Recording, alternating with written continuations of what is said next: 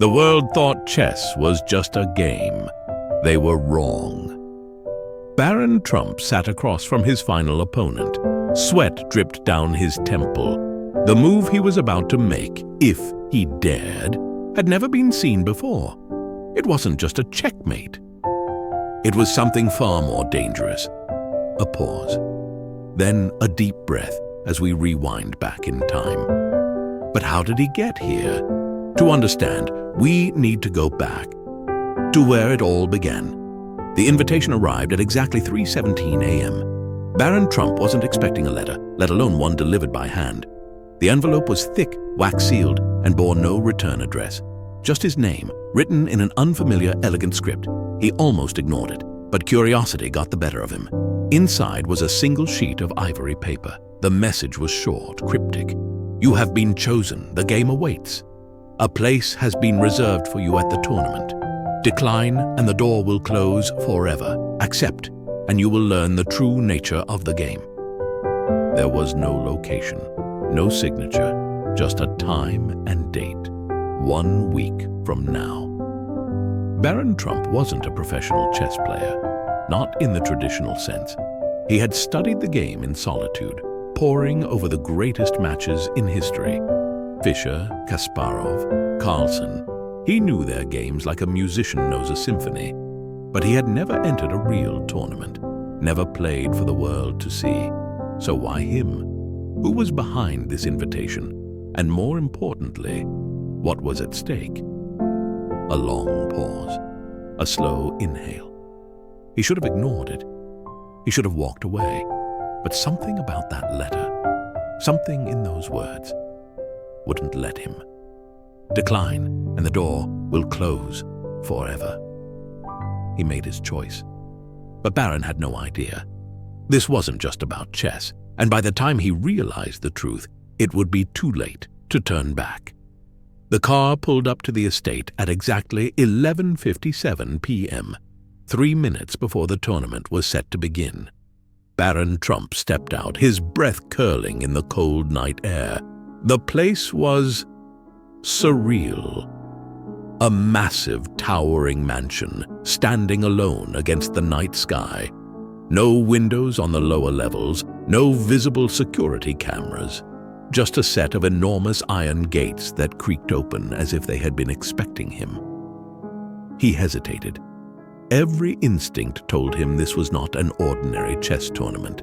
And yet, here he was. A beat. The sound of footsteps crunching against stone. Inside, the grand hall was filled with some of the greatest minds in the world. But something was off. The atmosphere wasn't one of quiet concentration. It was tense, heavy. Players whispered in hushed voices, exchanging glances. And then Barron noticed it. There were no reporters, no cameras, no sponsorships, just a room full of players. And a presence in the air that was impossible to define. At the far end of the room sat a man Barron recognized instantly. Sergei Volkov, the Russian grandmaster, a former world champion, ruthless, cunning, known for crushing opponents before they could even understand what had happened. And beside him, another name Barron hadn't expected. Zhen Lu, the silent strategist, a player so precise, so eerily efficient, some believed he played like a machine. These were not the types of players who showed up for just any tournament. No, this was different. A pause, then the sound of a clock ticking. A hand clapped Barron on the shoulder. He turned, meeting the gaze of an older man, tall, sharp-eyed, with an almost unreadable expression. "Welcome, Mr. Trump," the man said. "Your seat awaits."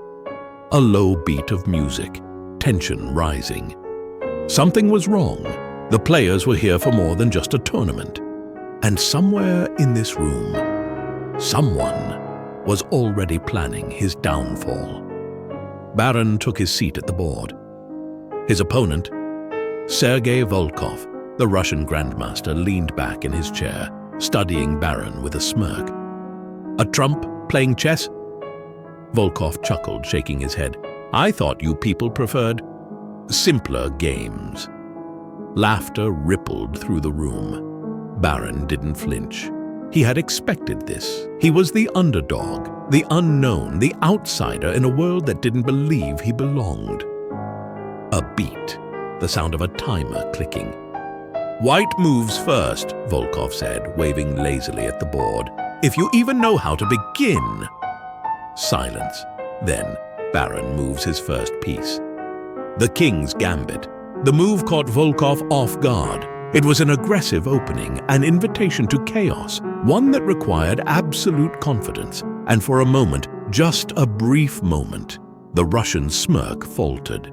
"Interesting choice," Volkov murmured, moving his knight.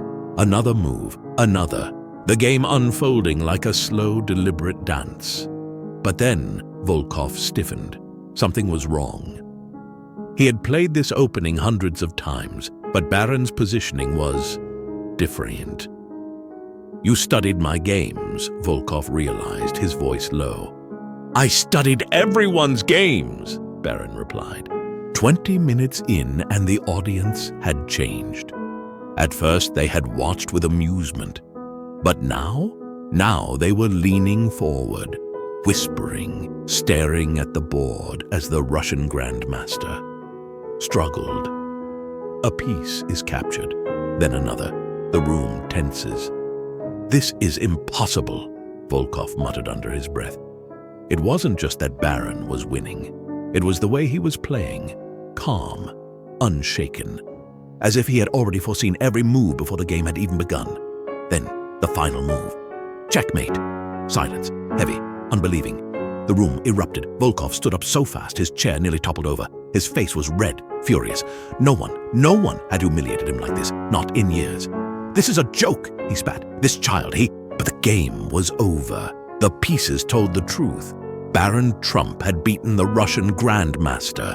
A slow, eerie clap echoed from the far side of the room. Barron turned, his eyes locking onto a figure standing in the shadows, watching, waiting. And then the lights flickered. A single message appeared on the tournament's digital scoreboard, one Barron hadn't expected. "Congratulations, but the real game has yet to begin." He had just shocked the world. But victory had a price, and soon he would learn that some games are played with more than just pieces on a board. The match was over, but the night was just beginning. Barron stepped into his private quarters, shutting the heavy wooden door behind him. The room was eerily silent, too silent. No background hum of air conditioning, no distant voices, just emptiness. He exhaled, still feeling the weight of the match. His mind was replaying every move, every counter, every hesitation from Volkov. The Russian Grandmaster had underestimated him, and that had been his mistake. A pause. Then something shifts in the darkness. Barron turned. The lamp on his desk flickered. His chessboard sat untouched, except for one detail. The White King had been knocked over. A slow realization sets in. He hadn't touched the board. His heartbeat quickened. He reached for the piece, setting it upright. And that's when he saw it. A small card lay beneath the fallen king. There was no signature, no explanation, just 3 words written in red ink. "Leave or lose." A pause. The tension thickens. Barron's fingers tightened around the note. It wasn't a warning about chess. This was something else. Someone didn't want him here. He could have walked away. He could have packed his bags and left before things got worse. But something about this tournament, about the way the players moved, the way the games unfolded, told him that this was bigger than chess. A slow breath. The note crumples in his fist.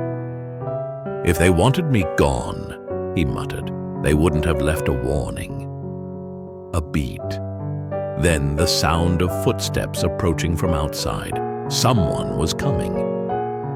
A warning had been given, but was it just a bluff? Or was there someone in the tournament willing to make him disappear?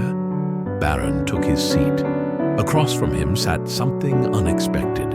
A player wearing a black hooded sweatshirt, face partially obscured by shadows. Their posture was relaxed, but something about them felt unnatural. A beat. Then the official spoke. "Gentlemen, begin." The game started like any other. Barron opened with a Rui Lopez, a strong, classical opening. His opponent responded instantly, too instantly. Barron narrows his eyes.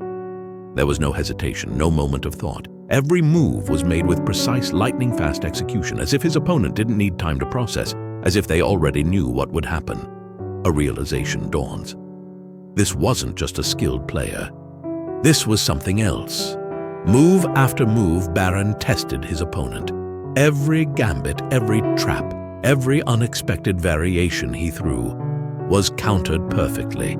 No signs of human hesitation, no errors. And then it clicked. This wasn't a human opponent. It was either a brilliantly trained machine or a player using advanced AI assistance. A beat. Barron leans forward. "You're not playing alone, are you?" No response, just a small, knowing smile from the hooded figure. Barron changed tactics. If his opponent was using AI, that meant they were relying on perfect patterns. But perfect play had a flaw. It followed logic, predictability. So Barron did something unexpected, a beat. And then he moves a pawn in a way no grandmaster ever would. A blunder, or so it seemed. His opponent hesitated. For the first time in the game, they were unsure. Because what Barron had just done wasn't logical. It was chaotic. The clock ticked down. His opponent took too long to respond. The AI, if there was one, had no reference for the move Barron had just made. And that's when Barron struck. Checkmate. A stunned silence falls over the room. The hooded figure didn't move. For a moment, Barron thought they wouldn't react at all. Then slowly they stood up and walked away without a word. A ripple of unease spread through the audience. "Who was that?" someone whispered. "No one knows," came the reply. A beat. Then from the corner of his eye, Barron spotted something. Someone watching him. The same figure from the shadows the night before. And then the lights flickered. A voice echoed over the speakers. "Welcome to the next stage." His opponent's moves weren't just brilliant, they were inhuman. Was Barron playing against a genius, or something far more advanced? He had beaten two opponents, one a former world champion, the other an unidentified player, whose game resembled that of a machine. But victory brought no relief, only more questions. And now, he was being watched. A pause. The sound of footsteps behind him. He turns. But there's no one there. Later that night, a note appeared under his door. Unlike the threat from before, this one was different. Precise, intentional. "Meet me in the library. Midnight. Alone." A pause. Walking into an unknown trap would be a mistake. But Barron knew that in this tournament, not knowing the truth was an even greater risk. So he went, soft creaking, footsteps on marble floors, then silence. The library was vast, lined with ancient books and a single chessboard in the center. And waiting beside it was someone Barron never expected to see. A man with silver hair, dressed in a crisp black suit, watching him with piercing, analytical eyes. "You shouldn't be here, Barron," the man said. "Neither should you," Barron countered. A tense silence. The man sighed, gesturing toward the chessboard between them. "This isn't a tournament," he said, "not in the way you think." Barron remained silent, waiting. "It's a recruitment ground, a test, but not for money or titles. This is about something bigger, predictive intelligence, game theory, and the use of chess in high-level strategy and warfare. The people funding this aren't interested in grandmasters. They're interested in minds that can see beyond the game." Barron processes this, but something still doesn't add up. "Then why invite me?" he asked. The man hesitated. Then, "Because you're the unknown factor, the anomaly. Every single player here was handpicked for a reason, but you weren't in the simulations. You weren't supposed to be a threat." A beat. Then Barron leans forward. "But now I am, aren't I?" The man doesn't answer, but the look in his eyes says enough. The truth was starting to surface, but with every answer came a darker question. What was this tournament really about, and why was Barron chosen? When Barron walked back into the main hall, all eyes were on him. The players had heard the rumors. They knew about his first victory against Volkov. They knew about his win against the AI-assisted player. But what they didn't know was that tonight, someone had decided to even the score. A slow, deliberate voice echoes across the hall. "We have unfinished business, Trump." Barron stops. Turns. Sergei Volkov stood at the center of the room, his usual arrogance replaced with something colder, something more dangerous. "You embarrassed me once," Volkov continued. "You won't do it again." The room tenses. Then, a single announcement over the loudspeakers. Quarterfinal match, Volkov versus Trump, begins in 10 minutes. A slow inhale, the weight of the moment settling in. Barron took his seat. The room was packed. No one wanted to miss this.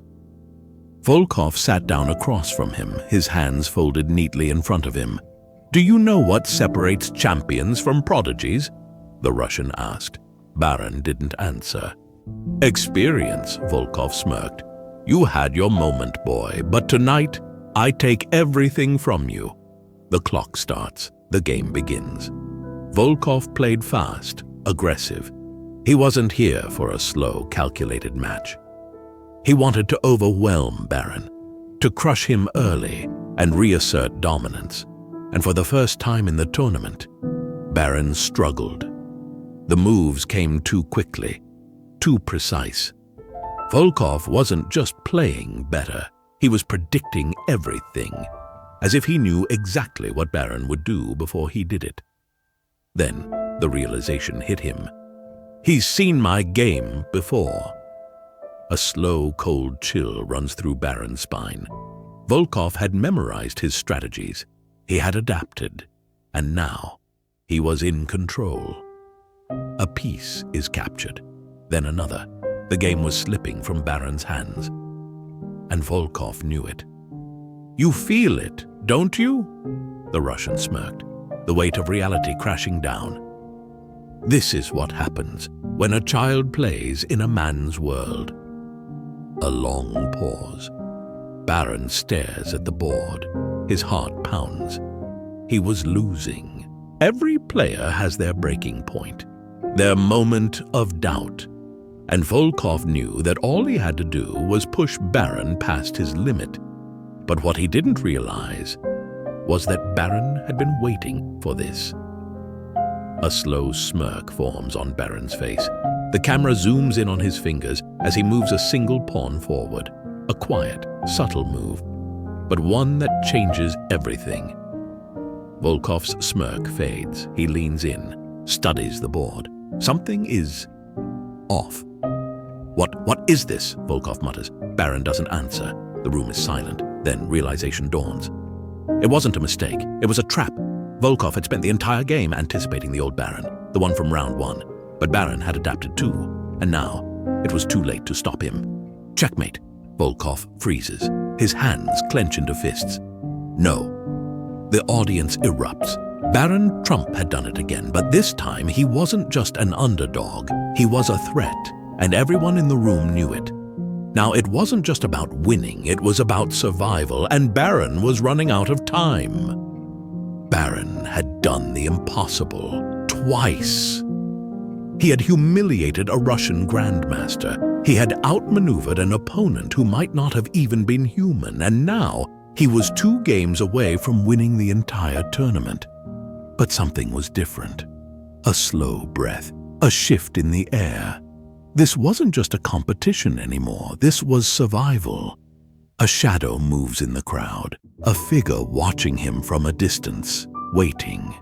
The tournament hall was no longer filled with quiet concentration. It was filled with tension, whispers, and an undercurrent of something dangerous. Players who had once ignored Barron now watched his every move, some with curiosity, others with resentment, and a few with something closer to fear. A chair scrapes against the floor, a soft chuckle. "You've made a lot of enemies, Mr. Trump," a voice murmured. Barron turned. His next opponent was already seated, a man with sharp eyes, a cold smile, and a presence that made the air feel heavier. "Shall we begin?" The semi-final match was different from anything Barron had faced before. His opponent, Damian Varga, a grandmaster known for his unpredictable, hyper-aggressive style, wasn't here to just play chess. He was here to break Barron mentally, to push him into panic, mistakes, and collapse. The pieces move rapidly. Click, click, click. "Let's see how well you play under pressure," Varga sneered. The moves came fast, too fast. Varga played like a man with nothing to lose. No caution, no hesitation. Every piece he sacrificed was bait. Every pause was a trap. And the worst part? It was working. Barron's breathing slows. His fingers hover over the board, uncertainty creeping in. "What's wrong?" Varga taunted. "Not so confident anymore?" A long pause. The audience is silent. Barron closed his eyes. He could feel it. The shift. The moment in every great match where a player has to decide, play safe, or risk everything. A slow exhale. He made his move. Varga's smirk faltered. His eyes flickered across the board. Barron had done something he wasn't expecting. He had turned his own aggression against him. "Impossible," Varga whispered. Click, another move. The pieces were falling. Check. A murmur ran through the room. Check. Another gasp. Checkmate. Silence. Varga stared at the board, unblinking. His carefully constructed chaos had been turned into his own undoing. He looked up at Barron, and for the first time that night, there was no arrogance left in his eyes, only realization. "You're more dangerous than I thought," he muttered. He stood, walked away, and never looked back. Barron exhaled. He was in the final. He had exposed a cheater. He had survived an assassin on the board. He had beaten chaos itself. But his next opponent was something else entirely. The final match was about to begin. But as Barron took his seat at the table, his blood ran cold. His opponent wasn't supposed to be here. His opponent wasn't supposed to exist at all. Across from him sat a man who had been missing for years. A man who had vanished from the chess world without explanation. A man some believed was dead. "Impossible," someone whispered in the crowd. Barron's mind raced. This wasn't just any player. This was Alexander Grekov. A former world champion, a legend, a ghost from the past. And yet, here he was, sitting across from him, smiling. "I've been waiting for you," Grekov said softly. The clock starts. The final game begins. Grekov played unlike anyone Barron had ever faced. His movements were fluid, calculated but unnatural. He played like someone who had seen the future of the game, who knew every possible outcome before the pieces were even placed. Click, click, click. And Barron, he was struggling. A pawn is taken, then a knight, then a rook. The room is deathly quiet. "You're hesitating," Grekov said. "Why?"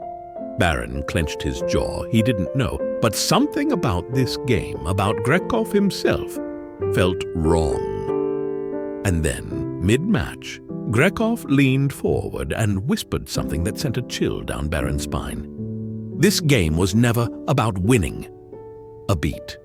Barron's breath catches. This was always about what happens after. A pause. A realization. The moves. The patterns. The strategies. They weren't just for chess. They were predicting something else. Something bigger. And in that moment, Barron understood. He wasn't just fighting for a championship. He was fighting for the truth. The opponent waiting for him wasn't supposed to exist. This was no longer just a game. It was history repeating itself, and Barron was at the center of it all. Barron Trump wasn't just playing for a title anymore. He wasn't just playing to win. He was playing to uncover the truth. He stared at the board, his opponent, Alexander the Grekov, smiling at him from across the table. "You're not asking the right question," Grekov murmured. Barron's fingers hovered over the next move, but his mind was elsewhere. "Then what's the right question?" he asked. Grekov's smile widened. "Why were you invited?" A pause, a chilling silence. It clicked all at once.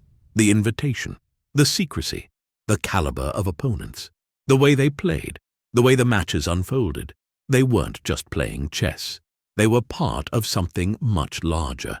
"This isn't just a tournament," Barron whispered. Grekov nodded. "It never was." A breath, the weight of realization. "What is this then?" Barron asked. Grekov leaned forward, lowering his voice. "A test." "For what?" A flicker of something dark in Grekov's eyes. "For war." The words hung in the air like a curse. Grekov moved his next piece with effortless precision, speaking as he played. "You think chess is just a game?" he said. "It's not. It never was. The greatest minds of history, Napoleon, Churchill, even your own father, understood something that most people never will. Chess isn't about kings and pawns. It's about control, about shaping the future before anyone else sees the board." Barron's blood ran cold. "And what does that have to do with this tournament?" he demanded. Grekov's expression turned deadly serious. "Because the people who run this game, they don't care about championships. They care about who can think 10 steps ahead when the world is burning." A slow, creeping horror filled Barron's chest. "And you," Grekov continued, "were never supposed to be here." The real reason for this tournament was finally clear, and Barron was about to make a decision that would change everything, forever. Grekov leaned back, waiting. "Your move, Barron." But Barron wasn't thinking about his next move. He was thinking about how the game had already been played before it even started. Every move, every piece, every strategy. It had all been a pattern. One Grekov had been following from the start. A realization strikes. "This isn't just a game," Barron murmured. "No," Grekov agreed. "It's history repeating itself." Barron's mind raced. He thought back to every great chess game he had ever studied. Every war that had been decided before the first bullet was fired. It all followed the same pattern. And then it hit him. "They've been using chess to predict the future." Grekov's silence was confirmation enough. "Not just battles," Barron continued. "Not just wars, but power shifts, governments, financial collapses. It's all mapped out, isn't it?" Grekov smiled. "You're starting to see the board." The pieces were already set. The game had been moving toward a single inevitable moment. The final move. A move that could never be predicted because it had never been played before. A beat. Barron's eyes sharpen. His breath steadies. And then he does the impossible. Click. The room erupts. "No," Grekov whispered. The Grandmaster, the legend, the man who had never lost a single final match in his life, stared at the board in absolute disbelief. "No, that's not possible." The officials watching from the shadows stepped forward, their expressions unreadable. The investors, the hidden powers behind the tournament, leaned in. "What did he just do?" one of them muttered. And then, one of the oldest men in the room, a figure so powerful that even world leaders feared his name, whispered a single sentence. "He's rewritten the game." Grekov slowly stood, still staring at the board. His breathing was unsteady. He had lost. And yet, something deeper had happened, something far more dangerous. The impossible move, a move that defied not just chess strategy, but the very foundation of how the game was understood. The room was silent. "This changes everything," one of the tournament directors whispered. "What do we do now?" another voice asked. A long pause, and then, "We watch." A figure in the shadows steps forward. A hidden power, one of the true orchestrators behind the tournament, studying Barron like he was an anomaly in a system that should have been perfect. And we wait. One move, one moment, one decision that the world would talk about for years to come. But would he survive long enough to make it? It was over. But in reality, it was just beginning. Barron Trump had done what no one thought was possible. He had broken the pattern. He had played a move that defied history, a move that should not have existed. Across from him, Alexander Grekov still hadn't moved. The great grandmaster, the ghost of chess, the man who had never been defeated on this stage, was staring at the board in complete, stunned silence. "This," Grekov whispered, "this changes everything." The entire room was watching, some in awe, others in fear. But the ones who mattered most, the ones who had orchestrated the tournament from the shadows, they were silent, studying Barron, calculating what this meant. Because in their world, an unpredictable piece was a dangerous piece. A slow breath. The weight of realization settles in. Barron stepped away from the board. He knew what he had just done. He knew what it meant. But he also knew this. He couldn't stay here. Not now. Not after what he had uncovered. The officials were already moving, whispering to each other. The hidden powers were adjusting their plans. And Barron? He was walking toward the door, leaving, because the only way to win the real game was to disappear before they made their next move. A pause, then soft footsteps behind him. "You can't just walk away, Trump," a voice murmured. Barron turned. Grekov stood there, no longer an opponent, but something closer to an equal, a man who had just witnessed the rewriting of the game. "Watch me," Barron said, a beat. Then Grekov smiled. "You're going to have a lot of eyes on you now. Be careful where you sit next." A slow exhale. Then Barron walked out of the tournament hall. The doors shut behind him. He didn't look back. By the next morning, the match was all over the internet, except it wasn't. Videos from the tournament had mysteriously disappeared. News outlets that tried to report on it were silenced. The footage of Barron's final move, gone. But the players, the witnesses, they remembered. And soon, whispers spread. "Did you hear about the Trump kid? I heard he made a move that shouldn't exist. I heard they shut the whole tournament down."